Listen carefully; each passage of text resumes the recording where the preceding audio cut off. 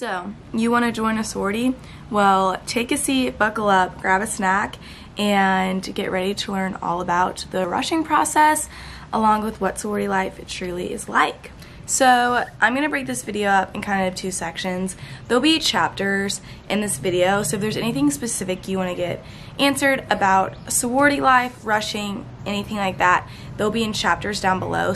First thing I'm going to talk about sorority life and if you should rush. So, let me flip open my notes here. The main couple of questions that I think people wonder if I should join a sorority or not is because there's a lot of stereotypes with what a sorority girl is, and they don't feel like they fit in with that, or that's not the type of person that they want to be. So with that, I will say, like, sororities, there's so many different ones, and at each school they're different.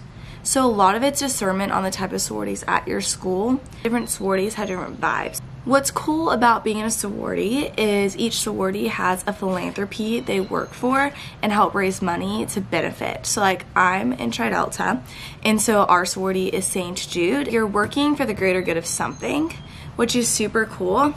And something a lot of people don't necessarily do on their own in college. And obviously, like, it's the whole thing of like you're paying for your friends.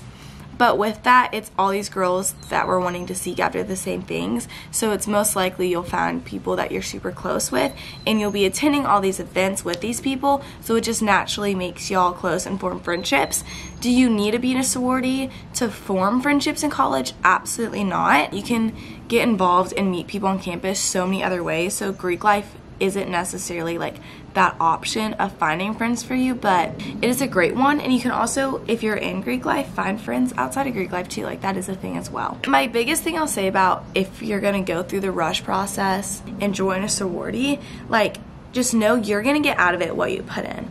I'll be honest, my first year I did not put a lot into it, and so I didn't feel like I got a ton out of it. Am I gonna change that this year? Yeah, I am, because I now know what I want to get out of it. But it's really what you're willing to put in to feel involved. A ton of ways to get involved no matter what sorority you're in. Some sororities offer more than others, but it truly is, like most things in life and college in general, like, it's what you're gonna make of it. Are you gonna put effort into meeting people? Are you gonna make effort to attending the fun events they have, like whatever that is? But one thing too, if like you're concerned, like for me, I go to a Christian college, so this isn't necessarily an issue, but if you're concerned about like your values don't align with the way people act in sororities, know like the whole stereotype of that you don't have to fit into and you don't have to participate in. Just still be a member of the sorority and get things out of it. It's up to you if you want to put yourself in a position of temptation. If you don't want to fall into the party scene, just like don't put yourself in that temptation. Just know like you don't have to. Know where temptation and boundary lies with that. Like, my sorority is completely dry events, and so that's not really an issue there. Nothing like organized by the sorority even has to do with partying. As far as like the benefits, I guess, of being in one is that every sorority will for sure have like a semi-formal and a formal event. So imagine homecoming prom vibes from high school, but like a little more mature. Dance floor, music, everyone gets dressed up like off your campus to a fun venue. If you want in your sorority to like be involved, you can eventually, like, I'll be helping set up those events this year and get involved in like the event planning side if that's what you wish to do.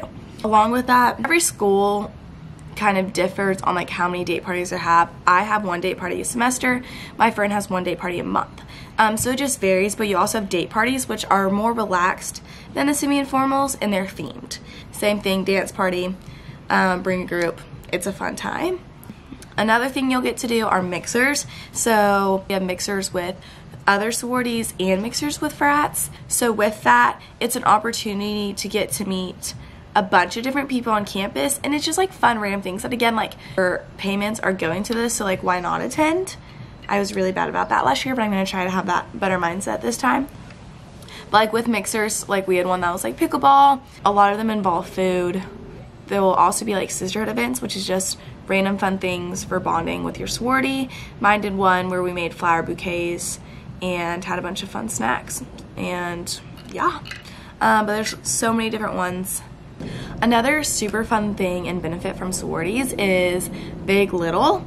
So Big Little is basically like a family unit within your sorority based off grade level / like pledge class. And so basically, since I was a freshman last year, I was only little, and then I have a big who's a sophomore, and then a grand big who's a junior, and a great grand big who's a senior, and you're all one family. And it can get kind of complicated based off numbers, like if you have a twin or not. So like I was assigned a twin, so me and one other girl shared the same big. If that makes sense, they're gonna be cousins. So you're gonna go on dates with a bunch of different girls, and you're a freshman with a bunch of different sophomores, maybe a junior or two, but typically just sophomores. And then you're gonna rank like who you want to be your big. So like who you clicked with, who you're possibly like, this is gonna be my best friend, this whatever. But what's nice, even though like hopefully you'll find a big that you love and hopefully you'll get them, but with that, you'll get to know a bunch of girls in the pledge class above you through going on different dates with them. That can be anything from a walk, grabbing lunch on campus, getting coffee. Big Little's been a huge blessing in my life. I absolutely love my big. Shout out Holland. And then doing stuff with your whole family is really nice as well. And it's super nice just having girls in your back corner that are older and wiser than you and that have walked through things that you're walking through right now. Most likely in college you want to be connected to people 2-3 grades above you, like you are through your Big Little family. Possible reasons that you like would choose not to join a sorority. One are dues. Every school's dues are different. Mine are a lot cheaper than most, let's say, SEC schools. You can't really plan to save an exact amount, but no, like it does cost extra money. You also spend a lot of money on shirts, but you also get a lot of shirts for free from your big, but then you're gonna have to pass those down to your little one day too. So know that. So if you don't really have the time to dedicate to it, it's almost a waste of money because you're not gonna be able to attend all the events and really pour into it and get the most out of it you can. So it's just being intentional of like, if this is something you really value and you're gonna put a lot of time into, then 100% do it. But no, like if your time's pulled in multiple other places and it's just gonna stress you out more and be another thing on your to-do list, then it's gonna be okay, you know? My sorority personally doesn't do this, but a lot of sororities do, so I'm just gonna throw this out there as a possibility. If you decide you wanna join one, is some have a point system. And to my understanding how it works is you have to attend a certain amount of like sisterhood events, mixers, all this stuff, whatever, to earn points, and those points can help decide if you get into housing, if you're allowed to go to formal, like whatever it is, to just keep people involved. So know that that's a possibility. Another thing is you'll have a weekly chapter meeting. Your chapter meetings are run in a formal way. You'll have a formal chapter, regular chapter, open, kind of all over the place, and every sorority's dress code's a little bit different for them. You sit, have a meeting, learn all the upcoming events. Sometimes can be fun, sometimes kind of boring and tedious, and like you have better things to do, but that is a time commitment that you have to go to that for sure once a week. That, to my knowledge, most people's are Sundays or Mondays. And also know if you're in a sorority, it doesn't need to be your whole personality if you don't want it to be. If you want to scream your Greek letters everywhere, go for it. That's awesome. But no, like, if you just want it to be a part of your life, it doesn't have to consume your whole life. You can never be on a position, a board, a committee, anything, and just cruise along, but you can also end up being the president of it. You grow in a lot of skills if you want, because you can apply for committees to help out with things in so many different areas. You can run social media, banners for tailgates, plan a lot of events, like director of operations, president, communications, marketing. Like there's a lot that goes behind the scenes that girls are running that's really important. It's not like you don't have to just sit there and do nothing. Like you can actually have a big role. That's my precursor on like, it's my dog. I was gonna say like precursor, like do I join a sorority? Now let's say you decided to rush, but you're like, I don't even know what's going on. Most people don't, and that's okay. So I'm gonna give you literally all the details. General layout. You're going to have 3 rounds. Round 1 is the philanthropy round. Round 2 is sisterhood. Round 3 is preference round. Every single round you are going to visit less and less houses because you are going to get dropped from some, / you're going to drop some yourself. Each round, your outfits get nicer. To start, you're going to be assigned into, ours are called Rogam groups. So that's how I'm going to refer to them as Rogams, but y'all's might have a different name. They do the same thing. So you're going to be put into a Rogam group. So y'all are a group of P&Ms, which are potential new members. You're going to have a couple Rogams, I had 2, that are going to help lead y'all. So what I mean by that is you'll have meetings with them, they'll answer any questions, they'll explain what this is gonna look like, and then on top of that, they're gonna help like pick you up from the houses, walk you to the next house so you're never lost, make sure you're where you're supposed to be when you're supposed to be there, and also help you process and talk through and rank your houses at the end of the night. So they're just kind of there to help you. They are in a sorority, but they're disaffiliated from their sorority at that time. You won't know what sorority they're in, so you can literally be trashing their sorority in front of them and you won't know. Talk round number 1, philanthropy round. This round you'll visit the most amount of houses. What a philanthropy round is, it's in the name, to get to know about each sorority's philanthropy. So with that, you're going to get a picture of who they raise money for, what their events are for, all of those things. I don't feel like a ton of people pick their sorority based off what their philanthropy is unless they have a personal connection or family connection to that philanthropy, but it is still a great thing. Like, if I'm passionate about this, they serve that, I would love to be there. But it's just kind of up to you how much you care, like what specific philanthropy you're serving, because no matter what, you're going to be serving one. So with this round, you're going to talk to the most amount of girls in a sorority that you will throughout all of Rush. So with that being said, each girl you're going to talk to, you're going to have a shorter amount to talk to them, and it's the most surface level conversation you're going to have. It's going to be like, what's your name? Where are you from? What's your major? Those basic questions, like what activities did you do in high school? It's going to be all of that. You're going to feel like you're saying the same thing over and over again, and honestly, that's okay. It's more of the vibe of the person you're talking to. Do you feel like multiple of those girls you would enjoy hanging out with outside of that setting? And don't be afraid to like ask them questions back. If they allow you the opportunity to, like, ask them questions back, because this is also for you as a P&M to get to know about the people in that sorority and if you would fit in. Don't be afraid to like ask about their hobbies or anything like that. I would try to come prepared with a couple questions. I'm going to give y'all some specific questions to ask for each round that I asked. So for philanthropy round, just ask like, what do you love about this philanthropy? Like, why are you glad you served it? Or you can ask, what events do y'all do for the philanthropy? And most likely they would have already mentioned that. Kind of the structure of how this works is you're gonna walk in through the front door and there's gonna be a lot going on. Like, it's just kind of like a fever dream. And you have girls who are gonna put their arm behind back and walk you in, point you to a chair, you're gonna sit on a chair. You're sitting on the chair, there's like 1,000 people talking, it's really hard to hear. So you're just like, but you're gonna do your best to hear.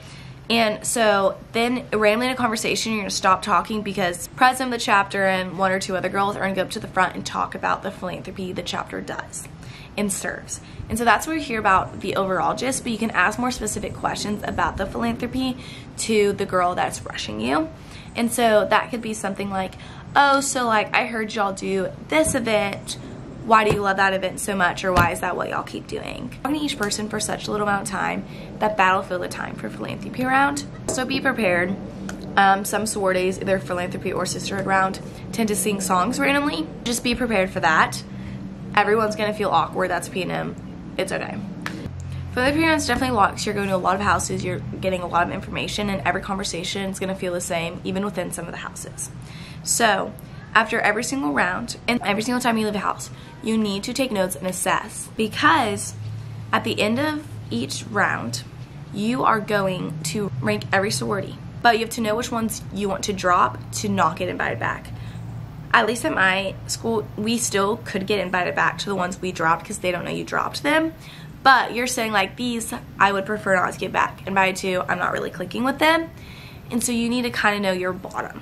So it's okay if the top ones kind of blur together because you still don't know that much information about them. How I recommend, what I did is I went in my notes app, I wrote the name of the sorority, I ranked them out of 10, and then I wrote good and bad things about them. Just anything on my mind, just brain dumped onto the notes. That could be, oh, I felt really awkward talking to this person, or oh, I wish I got more time to talk to them. I had so much fun talking to them. Or like, oh, like this event was cool, but I don't feel like they knew a ton about their philanthropy, didn't feel like they were super passionate about it. Literally just any notes, yays or nays. Then one of my friends took a selfie after each house to look at how she felt. Whatever method you think is going to work best for you, but please, please take notes because it blurs together so much and it's very overwhelming. It's a lot going on, and it just leaves your mind. You've ranked your philanthropies, you want to drop these 3, you're like, yeah, these didn't really do it for me. Moving on to sisterhood round. The purpose of sisterhood round is to show the bond that the girls within every sorority have. For this round, you are going to go into a little bit deeper conversations, but with that, in order to allow it to be deeper, you're going to talk to each girl for a little bit longer. And so you're going to talk to fewer girls because all the parties around, like, every time you enter into a house is going to be like pretty much the same amount of time, and so it's just budgeted differently for every single round. So for sisterhood, you're talking to fewer girls but for longer, and then they'll pause you in the middle, and every sorority is going to play a sisterhood video. Now these are super fun because they show kind of, you more get a picture of like what the whole sorority looks like as a whole, and it shows just fun activities of all the girls bonding and hanging out and just being friends. The thing I'll say about all of the sisterhood videos are gonna look good and like they're best friends, and that's just gonna be the best thing ever. So I want to base it a ton off of that video, because unless they're just doing a bunch of activities or you're like, that's not my vibe, but for the most part, like, those videos are gonna look really good. That's the point of them. So for sisterhood round, a couple questions that you could ask are, what's one of your favorite memories with one of your sisters or another girl in your sorority? What was one of your favorite sisterhood events that your sorority's done? What would you say are 3 words that would describe the people here that are members of? Name the sorority. And if they're struggling to think about it, then that's probably a red flag. Just kind of oversee like the values that they're saying are important to them are actually what this current member feels the people possess there. And then know that they're probably going to ask you about your friends from high school, but just be prepared for that. And if you don't have a super close circle, like, that's okay. They're not like going to judge you for that. They just kind of want to see like, what type of people did you hang out with, and does that seem like the type of people that are present in that sorority.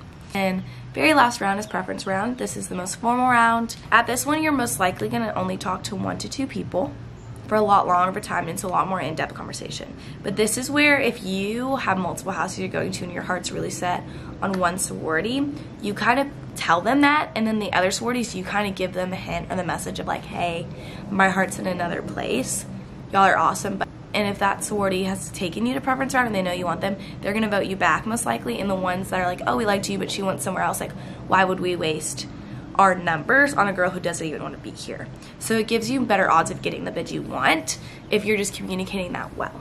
But also be careful with your wording, because if somehow numbers don't go in your favor and you end up in the sorority that you didn't want to be with, that's really awkward when they know you don't want to be there. So be very careful the way you phrase it. It can be very overwhelming at the end of preference round because you could be very torn and be like, I don't know where to go. So my biggest thing is, like, I talked her through the head program, and that helped me a lot. And you might not even like any of your options you have left, and that's a decision you make if you want to stick with it. Couple things I'll say with that is, when you're going through the rush process, because the person, this is important, the person most likely that's talking to you at preference round has already talked to you in either philanthropy or sisterhood, so you're continuing a deeper conversation with them. With that, you're maybe meeting 7 to 8 girls most from each sorority.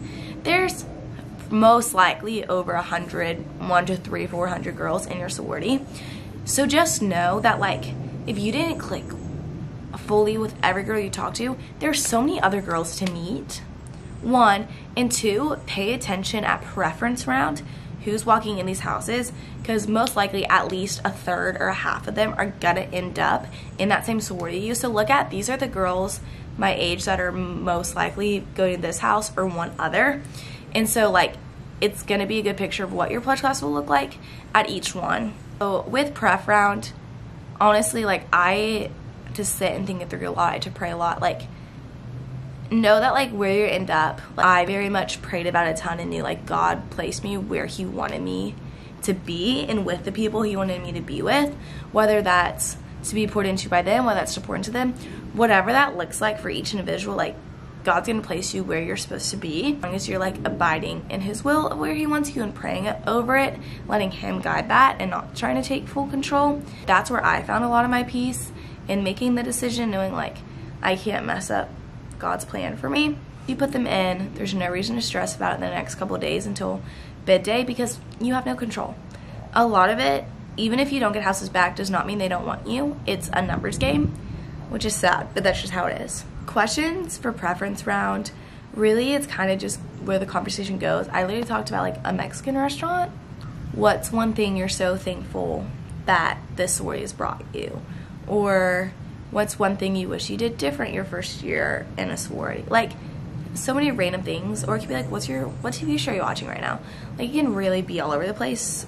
Most most important thing I'll say when you're going through the rounds is genuinely just be yourself. And that's so cliche, but no, like, if you're gonna pretend to be someone else and get into a sorority that's not you, you're gonna hate it. And so just genuinely be your authentic self, and if they don't invite you back, it's okay. Like, it's really okay. A lot of it's a numbers thing, and it's probably saving you from something you don't want to be in anyway. Oh, this is huge. I'm such a verbal processor, so I always had to talk through my rounds with people, but do not talk it through with someone that's also going through the same rush as you, because they're going to try to sway your decision, want you in the same one, most likely. What I did that was super helpful, I called my mom, and I called my best friend who went to another college. That helped me process because they know me better than anyone. My friend could just look at me talking and could tell what I needed to decide before I even realized it. Last couple things, bid day. Bid day can be very stressful. It's also very fun. Obviously, if you don't get the #1 bid you got, it's a little bit of an emotional roller coaster. No matter what, like, it's what you make it. So if you don't get your top bid, but you still get another sorority, still be excited about it. You still get an amazing opportunity to build community and friendship with so many girls and experience so many fun things. And so still be excited about it, and at least give it a shot through initiation to just see and give it a chance. Don't just automatically like hate on it. Itself super fun because you go off with your sorority and do a bunch of fun activities. Some people go off campus. I stayed on campus. It really just depends.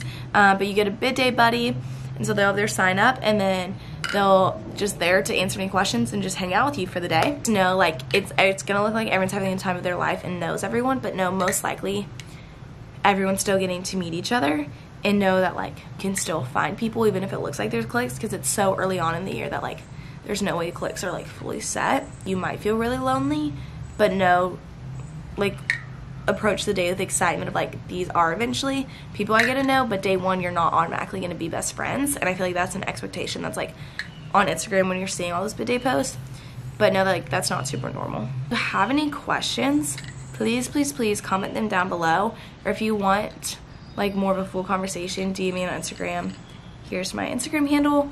I will definitely respond because I would love to help y'all out. Just know at the end of the day, your identity is found in Christ, and it's not found in what sorority you're in, academics, anything, but just know that you're a daughter of the King, and that's incredible and awesome.